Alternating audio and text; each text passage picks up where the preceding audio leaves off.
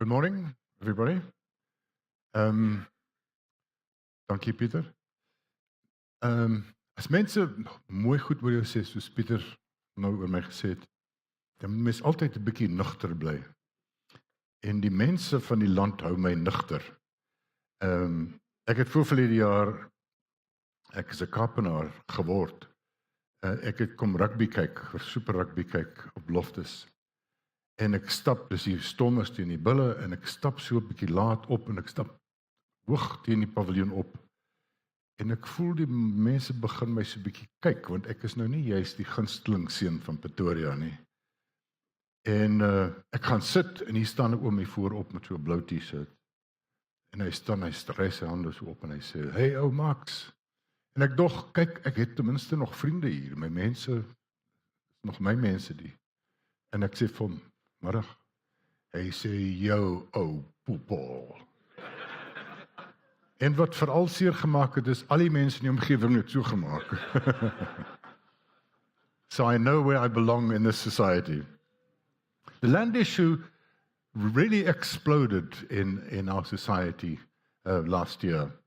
And it's been dominating our national conversation with extremely high expectations on the one hand and extreme nervousness on the other hand. And you know, I think we've become used to the idea of being almost a yo-yo nation, being a South African is being on a roller coaster. The one week it's up, and the next week it's down, and it's all a little bit hair-raising. I was looking at the newspapers just outside of yesterday's news, and I remember last week South Africans tore themselves apart about the Ashwin Willemse Nick Mallet thing. And this morning, the big pictures of a new Springbok captain, and we all think, yeah, this is a good idea. This guy is going to be a great captain, at least for this year. And suddenly we at one again. So I'm not a cynical person. I'm not a cynical South African. I'm a skeptic, and the difference is this: a skeptic is someone who is not easily convinced, who is doubtful about something until it has been proven. And the cynic, on the other hand, always believes the worst in everything, and is someone who is always distrustful. And I'm afraid we've become cynics. When Cyril Ramaphosa promises us a new dawn, a new accountability, clean government, economic growth, we should be skeptical. We should say, great news, now make it happen. Soos ons in Afrikaans sê, haal uit en wys, meneer die president. But, as I said, most of us are cynics. Cyril is all talk and no walk. He is Zuma light. He cannot turn the ship around. We're still on a slippery slope to a failing state. And the reason why we've become so cynical is because of the 9 years of Jacob Zuma. And we're only beginning now to comprehend the absolute destruction that he has left in his wake, in terms of the economy, but in terms of of us as a people, our body politic, of how we relate to each other. At the end of the Zuma era, there was more intolerance, more cheap populism, more division, more hatred, more inequality, more poverty, and more instability than when he became the president. The fact that South Africa is still vaguely in one piece after the assault of the Zuma years is testimony to our inherent ability to self-correct. We're like a well-built nuclear power reactor. When those nuclear fuel rods overheat, the liquid is supposed to come up and cool them down, and that happens in South Africa. We get to a point where it's like about to overheat, and then we cool down. So now we have to crawl back, we have to repair the damage, and we have to make up for lost time. The problem we have, and if you look around you with all the drama, the temperature is very high in the country at the moment. Trevor Manuel said something last week that I think he put his finger on the pulse. He said, in terms of the national mood, he said, the gift of patience that the people have given us have been withdrawn. So people have waited for 20 years for a better life. And suddenly there's a move, there's a change, and now there comes a promise, and people say, okay, we want it now. No more patience. And that complicates things. Cyril has not put a foot wrong since he became president 104 days ago. And many of you will disagree with that, and maybe we can talk about that.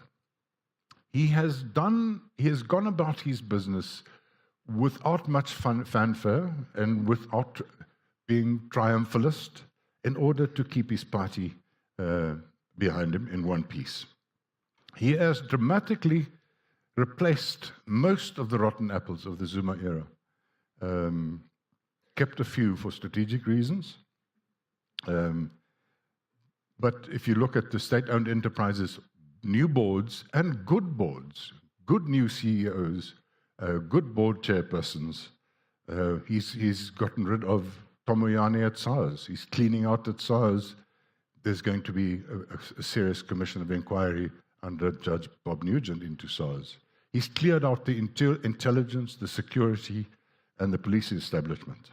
So political accountability, that was one of Zuma's first victims, is back on the table in a serious way. Business confidence, as you know, general optimism has improved hugely. My view is of Cyril Ramaphosa, and I've watched him from up close from 1983 when I worked in the Financial Mail as a young reporter. We are more or less the same age. I think I'm 7 months older than he is. I watched him put together the National Union of Mine Workers and then negotiate with all the other unions to form COSATU in 83, 84. And I remember looking at this young, bearded hothead and thought, he really wants to be the leader of a free South Africa. He really believes it is his destiny to be the president of a democratic South Africa. And right through the last 40 years, I looked at him and I thought, yeah, he still wants to. Even when he left politics in 1994, I thought, he's waiting to make a comeback. So he's a serious man. In all the years in politics, can you remember anybody saying Cyril is corrupt? Well, they blamed him for Marikana and for being a millionaire, but nobody ever said he's corrupt. And that is, in South Africa, that's something very unusual. We must remember that he was elected with a tiny majority of just 179 votes out of more than 4,700. So if 90 people had voted differently, I don't think we would have been sitting here, because we would still have had Zuma as our president, and we would be all sitting at home drinking too much or taking too much Valium. But since then, Cyril has significantly strengthened his power in the party. Last week, on the weekend, we learned that in an Ipsos poll, 76% of South Africans said they think Cyril is doing a good job. Zuma's popularity in the same poll was 20% late last year. And this makes Mmusi Maimane and Julius Malema very nervous to read about 76%. I don't need to dwell on all the challenges that he faces in terms of the economy, the civil service, the structural rot, and all that. His main opponents, his main enemies, are inside his own party, people like Esma Khashule. He deals with them as he goes along, like Supra Mpelo is now gone, but Ace is still there. And it's, when we come back to land, it was exactly these opponents, these Zuma faction people and the populists in the ANC, that planted a landmine on his road in December last year, on Ramaphosa's road, to sabotage him. Late nights, after midnight during the conference at Nasrec, the ANC's elective conference, They came with the proposal that the ANC should change policy and accept expropriation of land without compensation. This was not the ANC's view. In fact, the ANC had a big debate about it earlier in the year when the EFF proposed it, and the ANC stood up in Parliament, even the Communists, because the most important speaker was Jeremy Cronin of the Communist Party. And he said to the EFF, "This is stupidity, you are being reckless." Well, less than a year later, the ANC thought that was wisdom, and I was outside of the room when it happened. It was a hectic debate. People had to be stopped from physically attacking each other. And I was told then, and it was confirmed later, that the Ramaphosa team said, "What do we do? It's going to be hard to live with this decision, but if we don't accept it, the conference will collapse, which means Zuma will keep on governing for maybe another few months, maybe another year." And they made a strategic decision. We will live with this decision. We will manage this decision to change ANC policy, but at least we have the power to change the country. I have never seen in my long life as an observer of the South African political scene so much obfuscation and confusion and rhetoric and lies and distortions than in the debates around land. So I think let's unpack some of it. Let's get some of the facts. The total surface area of South Africa is 122 million hectares. Now, according to the state figures, and the NGOs and the land activists and researchers agree with this, 67% of that is commercial farmland. The communal black areas, the former so-called homelands, take up 15%. 10% is state land, state-owned land. That means Kruger National Park, all the other conservation areas, but also schools, hospitals, the Defence Force land, and so on. The remaining 8% is urban and peri-urban land. So here's the division: at 122 million hectares, 67% agricultural, 15% black reserves, 10% state, and 8% urban. 8% urban is interesting because 66% of the population live on that 8%. In fact, the 8 metropolitan areas of South Africa constitute only 2% of the land, but 38% of the people of the country live there. So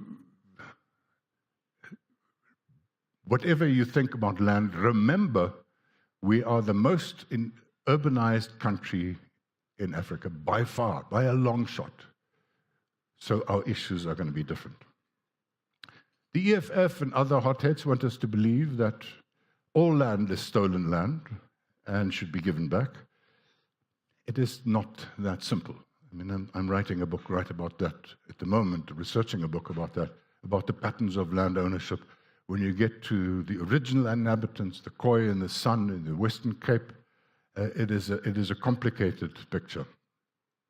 But let's not try and deny that there has been significant dispossession of black-occupied land throughout the colonial era from 1652 onwards. Thousands of people who farmed for themselves or who lived subsistence farming on land had to become farm workers on white-owned farms. And this position was consolidated by the Native Land Act of 1913 that you've heard all about. It was just 3 years after we became a union, when the Boer republics and the British colonies united in a union of South Africa. And this determined that about 13% of the land should be set aside for black ownership and 87% for white ownership. Actually, it was 15, not 13, but officially people talk about 13. It's actually 15. So the 15% under apartheid after 1948 was declared Bantustans or homelands, and they were the only places where black people could exercise their political rights. So when South Africa became a democratic state in 1994, the ANC government said, we need two processes.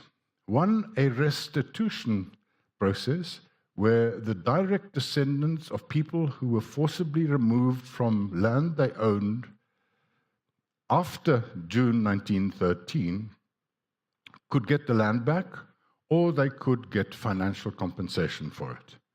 Second process is land redistribution, to establish new farmers on land, to dish out more land to people who couldn't necessarily prove that they owned it before. A restitution process, a very complex one, because you had to say, here are my documents, my grandfather, my great-grandfather owned this piece of land. So it was a slow, complex process. And also, in many of these cases, there was a particular case in Limpopo where there was about 100,000 hectares and 3 different tribes or clans claimed the same land. And now, you had to sit in a land claims commissioner had to figure this all out. About 63,000 claims, according to the Department of Land Reform, were lodged by the cutoff date, which was 1998. Still, of that, 15,000 had not been settled. But here's the interesting thing. The overwhelming majority of people who applied for restitution, land restitution, preferred cash and not the land. Of more than 50,000, only 5,000 preferred the land. And in this way, 6.5 billion rand was paid out. We'll come back to that.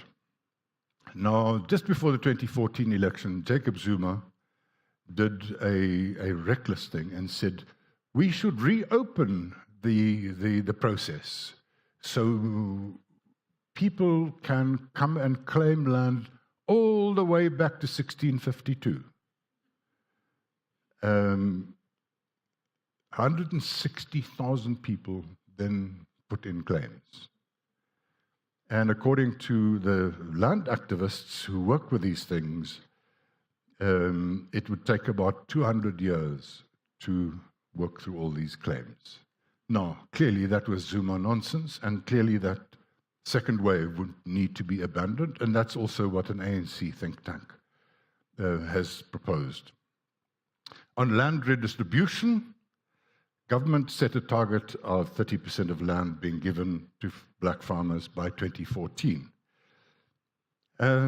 It was a random figure. It was taken somewhere from a World Bank report that said maybe you can afford 30%. But what does it mean, 30%? The value of land differs so vastly. 10 hectares of vineyard in Franschhoek will buy you 10,000 hectares in Beaufort West. So if we're talking about surface areas, a bit silly. The largest block of agricultural land is in the Northern Cape, which is an arid area. 6,000 farmers there own about 30 million hectares. It's about a quarter of all agricultural land. It is also the most useless land and the most undercapitalized land. And farmers with farms of 20,000 hectares are struggling to stay alive, because in some areas you can have 1 goat on 7 hectares. That's how dry it is. So the point I want to make is, if we give all the Northern Cape to black farmers, we would be on a 40% target. We would meet that 30% target and exceed it by 10%. But it would mean nothing. It would mean absolutely nothing. Let me interrupt myself with 2 observations. One, there is still, 24 years later, no reliable land order to work from. We still don't know who owns what, where, and what the potential of land is in different areas. And without that, you're going to struggle to plan. Partly it's difficult because since 1994, we don't demand that people stipulate their race when they buy land. And often land is owned by trusts or by companies, and it's difficult. But mostly, I think 24 years later, of promising a land audit, it's up to the incapacity of the department and really the useless bureaucracy.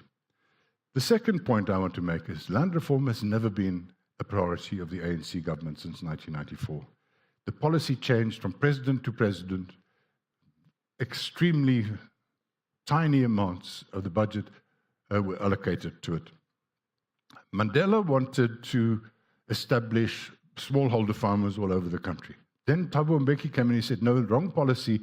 Let's abandon that. Let's establish a new class of black agricultural entrepreneurs, of commercial black farmers. Zuma came on and scrapped all that and said, no, I don't think we should give people land. We should buy the land and lease it to people. And if they don't live up to it, then we'll just take it back. So nobody had ownership, nobody had the security, nobody could take a title deed to a bank and say, please help me finance my agricultural enterprise. Then there were new things like you can't own a farm bigger than 10,000 hectares. Well, are we talking about the Stellenbosch district or are we talking about the Uppington district? Because 10,000 hectares in Stellenbosch would make you a multi-billionaire, and 10,000 in Uppington, you won't be able to send your children to university. It's all a bit silly. Government now says, officially, the State Department of Land Reform, that it has already redistributed about 8% of the land since 1994. 8% of the agricultural land, the 67%. This redistribution alone cost, this 8%, cost 55 billion rand. Now here's the interesting thing that Agri-SA and people who worked on the researchers who worked on the National Development Plan figured out. If you took that 54 billion rand and you appointed a little official to buy the Landbou Weekblad and the Farmers Weekly every Friday and look at the yellow pages and phone up and buy the land that is for sale on the open market, 54 billion would have bought us 38%, potentially. So we could have been well over the target if we had spent the money properly. So where did it go? Well, like so many other places, stolen, wasted, just flushed down the toilet. It's hard to think that so much money can go wrong, go away from our use, but I listened to Pravin Gordon last week, and he says he calculates that 100 billion rand was stolen and taken out of the country by the state capturers in the last decade. 100 billion. So, just a thought, to the 8% of redistributed land, we have to add an unknown number of farms bought by black farmers, by black entrepreneurs and black-owned companies through the market. I know, for instance, the Tokyo Segwales companies own a large number of farms. If you go to the top echelons of the ANC, you'll see most of them have a farm and bought in the open market with cash. But that could push the figure of land that had been transformed well over 10%, so you add the 15%, and we already, a quarter of the land already in black hands. When they were criticized for slow land reform, the ANC says, yeah, let's blame the willing buying, willing seller principle. And we were surprised as a nation to hear that was never in the Constitution. There was never an act of Parliament. It was never even on a policy document. It was an approach followed on the ground. It was abandoned long ago. Do black South Africans want land? This is a very important question. The Institute for Poverty, Land and Agrarian Studies at UWC, they call themselves PLAS, Poverty, Land and Agrarian Studies. They did a poll and they found that about 1/3 of black South Africans express a desire to have access to land for food production. Another 12% say they want a little bit of land for other reasons. But here's the catch. Half of those people who want land want only 1 hectare or less. That's less than a street block in a city. And a quarter of them, another quarter, said we'd be happy with less than 5 hectares. And here's another catch. 66% of those who want access to land live in the rural areas already. So they live on farms, they live in the communal areas, in the old homelands already. And another 20% live in informal settlements, in squatter camps. So we know that probably most of them are people who recently arrived from the old homelands. I visited the Transkei recently, making a documentary film there, and I went to the Mvezo region where Mandela was from. And being from an agricultural background, my pa was 'n mielieboer in die Vrystaat, I looked around and I saw no cattle, and I saw no crops, and I saw fertile land, and I saw good grazing. And I went to the local chief at Mvezo and I said to him, what's going on here? People are clamoring for land everywhere. Here's land. Where are the people? And he said to me, and I quote him, our people want to work in the state offices in Mthatha or Bisho, or they want to go to Johannesburg or Cape Town. They look down upon us who remain on the land. So, it's a very important dynamic. Another quick statistic. Less than 1% of white South Africans own land outside of the cities. We're not entirely sure of exactly, but it's a lot less than 1%. There are 4.5 million white people left in South Africa, and counting down. And there are only 34,000 white farmers left. So, by the way, there are more than 2,000 white South African farmers now farming very successfully in Zambia and Tanzania and Mozambique and Congo-Brazzaville and Mali, Madagascar, even in the former Soviet Republic of Georgia. And Zuma was very proud of this. He didn't see the irony of driving them out, because he made a big speech in Parliament one day and said, we are the best in the world. Our farmers are the best in the world. Look at how they're taking over the world. And nobody reminded him, they're leaving because they're feeling insecure, because of you. Another quick fact.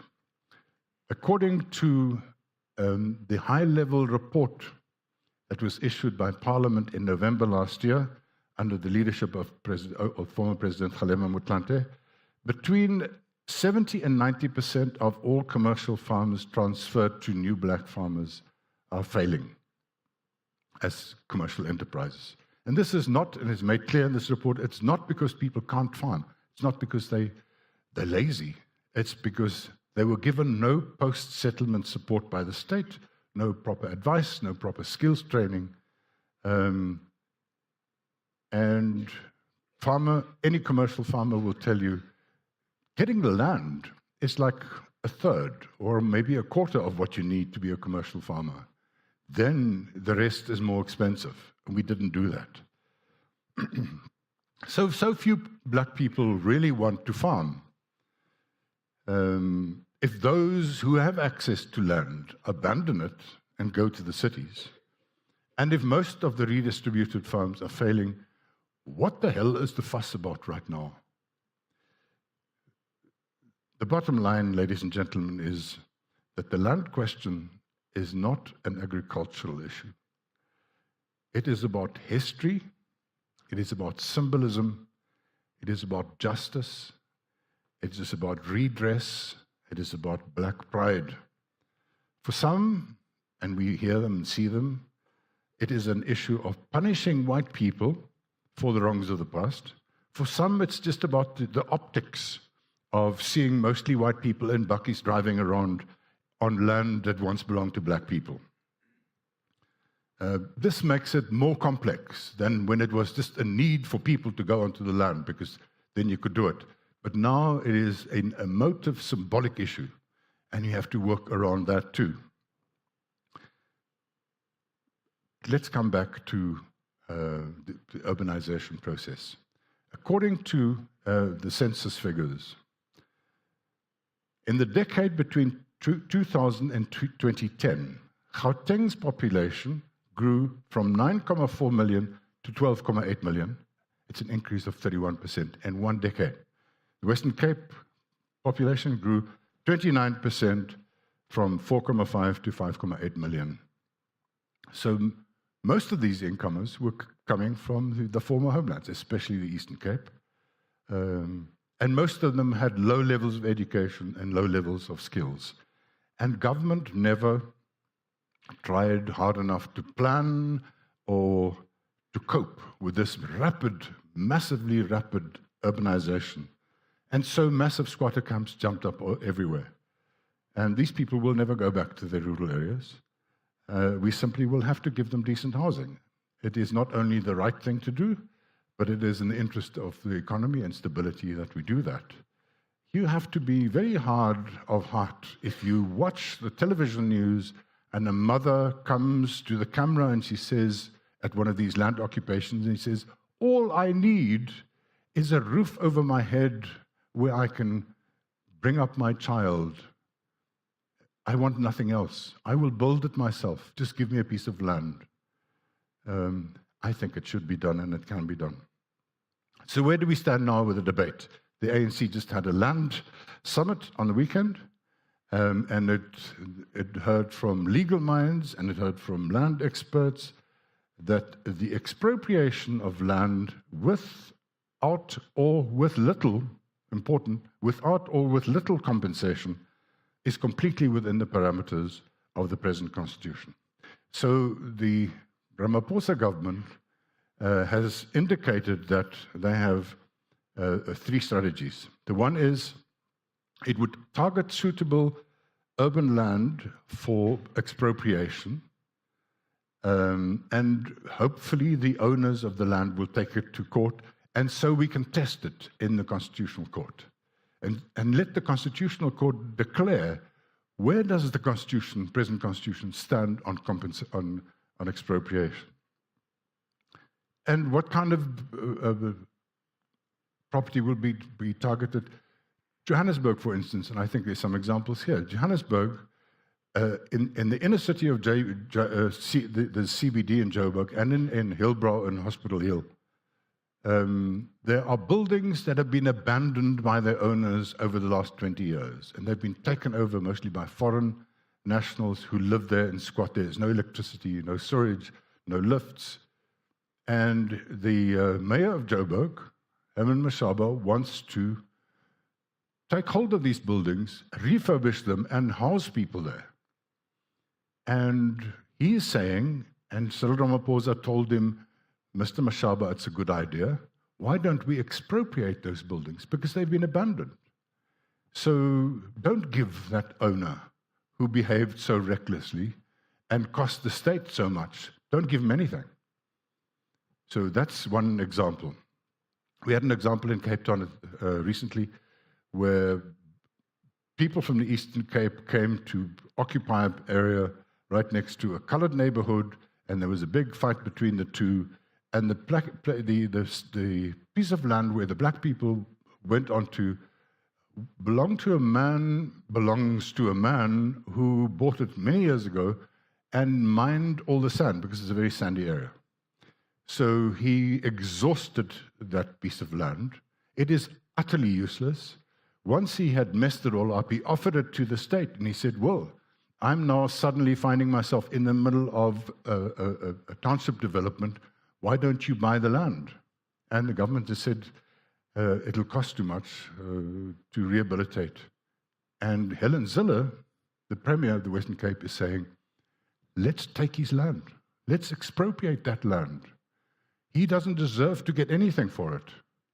He's made his money, he's messed it up, and any court, she says, will do it. So those are the examples of where this could happen. The ANC's other strategy is they are preparing a new bill, a new bill to be to Parliament, as the Constitution wants them to do, and as the Kgalema Motlanthe report advised them to do. A new bill that would explain under what circumstances we should expropriate land, how the whole thing should work, what should it be for, what should be done and what shouldn't be done. That is being done right now.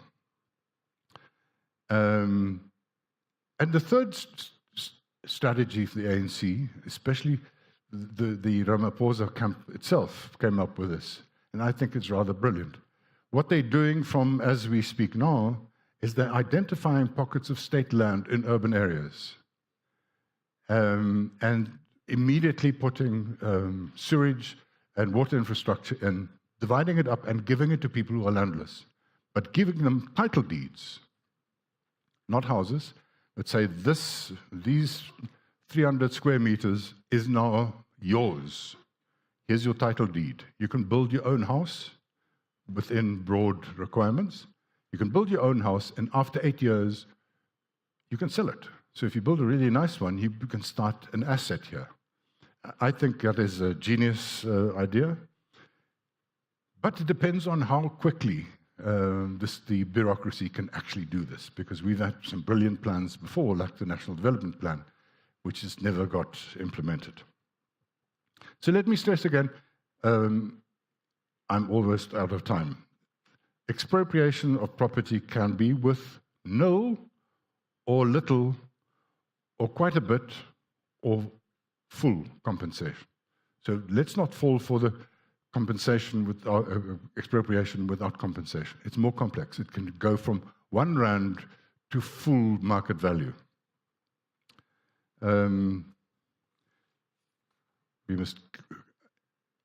Government also wanted to establish smallholder farmers, but we don't have time to talk about that. It is something that needs to be done. The communal areas will be a tough nut to crack politically, because for the Transkei, Botswana, all these old homelands to really work in terms of land reform, we will have to take some of the powers of the traditional leaders away. And that's politically a very dangerous thing. So in a sense, Cyril Ramaphosa will be made or broken by this land issue. If he doesn't do enough to effect real redistribution that really works, that people feel made a difference, he will be rejected by his own party, and he will probably lose the election, maybe even next year's election. On the other hand, if he allows land reform to destabilize the economy and destabilize food security, he will also lose, because the economy will collapse and we will all be poorer. So I've talked to people in his inner circle, good, solid people, and they assure me that Ramaphosa assures them that he thinks he can pull this off. Every time he speaks about it, he says, we will never allow land or property grabs. In any case, if the EFF, in the worst case scenario, if the EFF and the ANC get together, form 2/3 in Parliament and change the Constitution,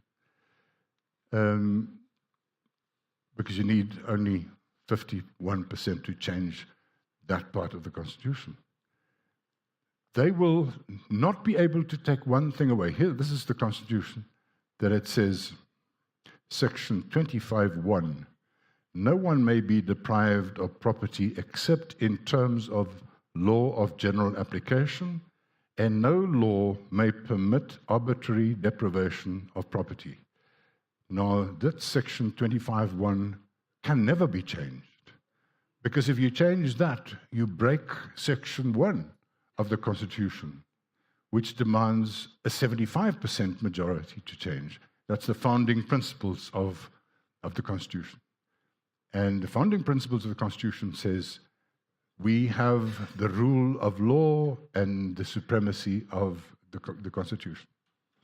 So never, whatever happens, nobody can ever take away land without the owner having access to the courts. The SADC tribunal, by the way, SADC, the regional tribunal, decided some years ago, ordered Zimbabwe to pay, ordered the land grabs of the white farmers' land as illegal and ordered them to pay compensation. So I think the more we succeed in rapidly stilling the urban land hunger, because it's about urban land, it's not about rural land, it's not about farmland. In the last 5 years, we had 2 illegal farm occupations, both in KwaZulu-Natal, only 2. In the last 5 years, we had literally more than 1,000 of land occupation. In cities, we've had hundreds just the last 3-4 weeks. It's about urban land, it's not about rural land. If we can still this land hunger, if we can make progress to establish some farmers on land where they can make a decent life, the quicker we can do that, the safer we will all feel in this country, and the safer the sanctity of our property rights will be.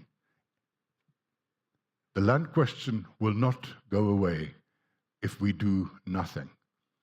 Enoch Godongwana, who is the head of the ANC's economics desk, says to me that Cyril Ramaphosa always says to them when they talk about this, that this land crisis is too good a crisis to waste, and it's now the time to find permanent solutions where everybody will benefit.